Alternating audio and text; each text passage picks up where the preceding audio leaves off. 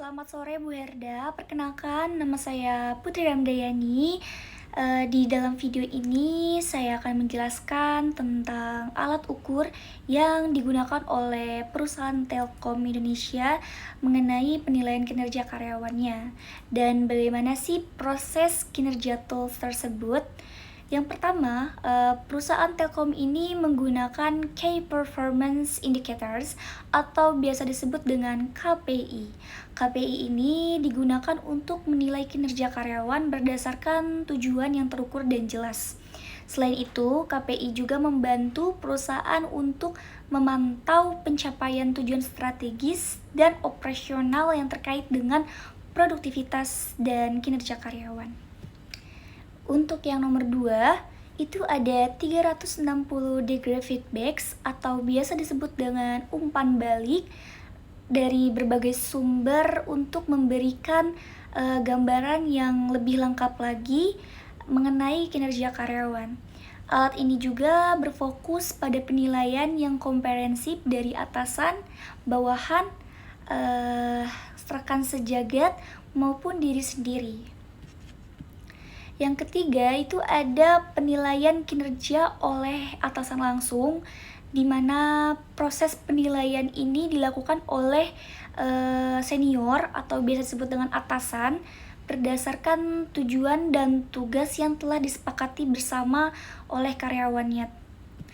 Yang nomor 4 itu ada Balance Scorecard atau biasa disebut dengan BSC. BSC ini merupakan alat yang digunakan untuk menilai kinerja secara menyeluruh dengan 4 perspektif utama. Yang pertama itu ada keuangan, yang kedua itu ada pelanggan, dan yang ketiga itu ada proses internal, dan terakhir itu ada pembelajaran serta pertumbuhan. Hal ini juga memastikan bahwa kinerja individu atau tim mendukung tujuan secara strategis di dalam perusahaan. Yang nomor 5 itu ada self-assessment. Self-assessment ini juga memungkinkan karyawan untuk mengevaluasi kinerja mereka sendiri atau merefleksikan suatu pencapaian serta tantangan yang karyawan hadapi. Kemudian dapat mengidentifikasikan area yang perlu dikembangkan lagi seperti itu.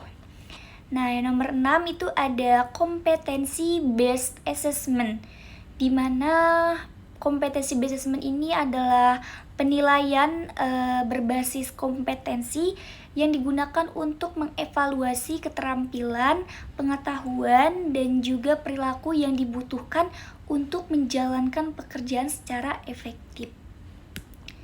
Kesimpulannya dari penjelasan alat ukur yang saya tadi jelaskan adalah dari berbagai metode atau cara tersebut itu semua disesuaikan dengan tujuan dan posisi masing-masing karyawan. Nah, dengan menggunakan KPI, 360 degree feedbacks, balance scorecard, penilaian atasan langsung atau senior, terus juga ada self-assessment dan kompetensi based assessment. Telkom juga melakukan evaluasi kinerja secara objektif, terstruktur, dan juga terprogram.